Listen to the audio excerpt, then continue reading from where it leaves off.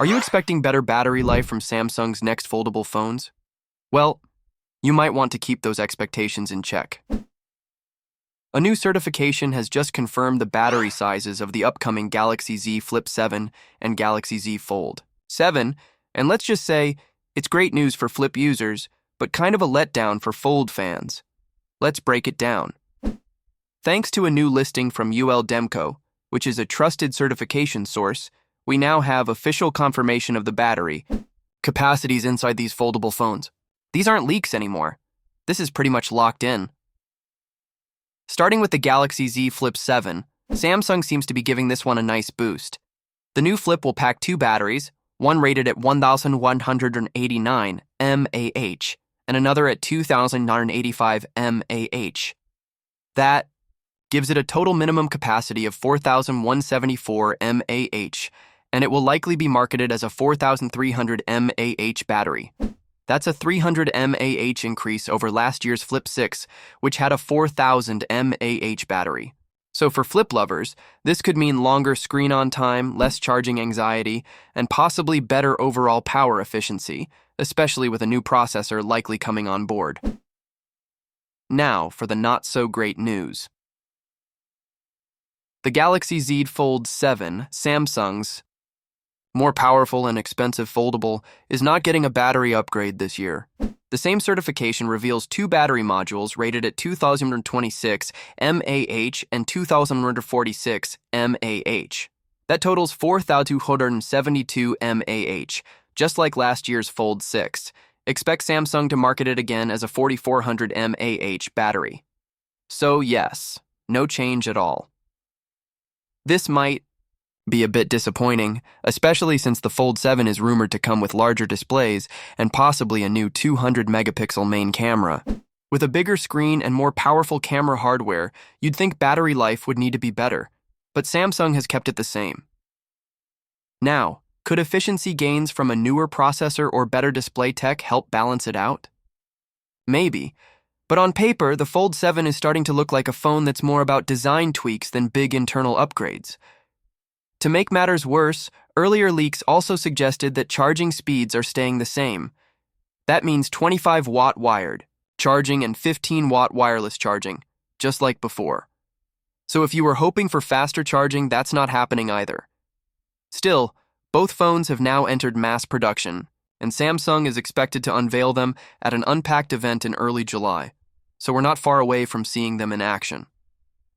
Is Apple finally ready to ditch Qualcomm?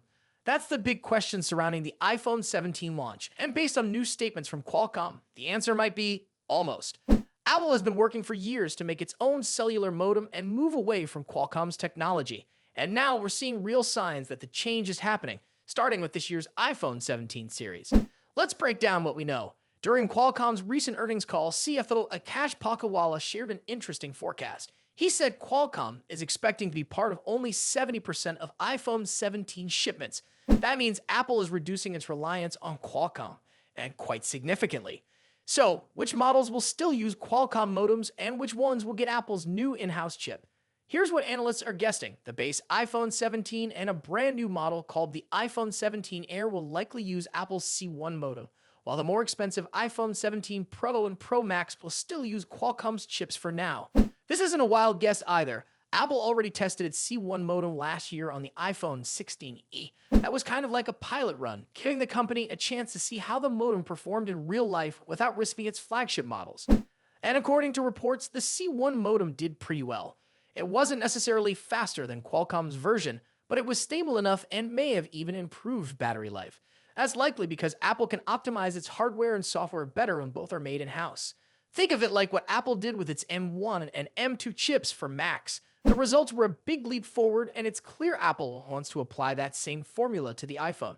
So why not switch all iPhone 17 models to Apple's modem right now?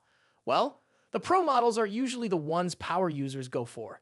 And since Qualcomm's modems still offer slightly better performance, Apple probably doesn't want to take any chances. At least not yet. The company may want one more year to improve its own chip before making a full transition. Also, the new iPhone 17 Air could be a clever move. It's rumored to replace the current iPhone Plus model and will be thinner and lighter. A slower phone usually means a smaller battery, so Apple may be betting on its in house modem to help make up for the difference by being more power efficient. There's also a bigger picture here. Apple wants to save money on licensing fees. Qualcomm's patents are expensive, and by building its own modem, Apple keeps more control over the tech and the profits. This is similar to what Samsung does with its Exynos chips and modems.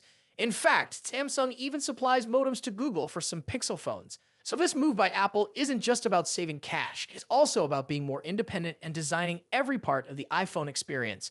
Now, here's where things could get even more interesting. If all goes well with the iPhone 17 launch, we could see every model in the iPhone 18 lineup using Apple's own modem next year. That would be a big deal and a major blow to Qualcomm. After all, Apple is one of Qualcomm's biggest customers in the smartphone space. So to sum it up, Apple's in-house modem is slowly making its way into more devices, starting with the iPhone 17 base model and iPhone 17 Air. Can Samsung's slimmest phone yet beat Apple's next sleek iPhone before it even arrives? That's the big question, after a new leak just confirmed one of the Galaxy S25 Edge's most talked about features, its powerful camera setup. And if this turns out to be true, the upcoming iPhone 17 Air might already have a serious challenge on its hands. We've been hearing a lot about the Galaxy S25 Edge lately.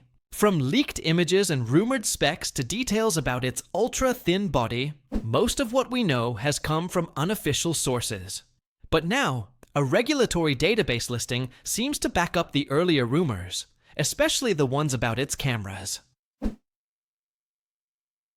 According to the listing, the Galaxy S25 Edge will have the same 200-megapixel main camera that's used on the top-of-the-line Galaxy S25 Ultra. Yes, the exact same one. This is a big deal because Samsung's 200-megapixel camera has already proven itself. It outperformed the iPhone 16 Pro Max and Google Pixel 9 in recent camera tests. Having the same camera in a much slimmer phone could make the S25 Edge a favorite for users who want both style and performance. Alongside the 200-megapixel camera, there's also said to be a 12-megapixel camera, most likely an ultra-wide lens. This is probably the same sensor found on the Galaxy S25 and S25 Plus. While it's not the 50-megapixel ultra-wide from the Ultra model, it's still solid for most photography needs. The phone is also expected to have a front camera with Samsung's S5K3LU sensor. This one uses a 1.3.2-inch sensor size, which is typical for front cameras in this range. All this means we now have a pretty complete picture of the S25 Edge's camera system. And even though it only has 2 rear cameras, the quality could be surprisingly high, especially for such a thin phone. As for the launch, rumors point to an official announcement on May 13th. The phone might first go on sale in China and Korea on May 23rd, followed by a US release on May 30th. That's not too far off, and with more leaks pouring in, the hype is only getting stronger. Apart from cameras, the S25 Edge is expected to come with the powerful Snapdragon 8 Elite processor and 12 GB of RAM. This means you'll get flagship level performance even in a slim device. The phone is also expected to feature a 6.7-inch display and a body that's just 5.85 millimeters thick, making it one of the slimmest phones on the market today. But Samsung won't be alone in this new, slim flagship space.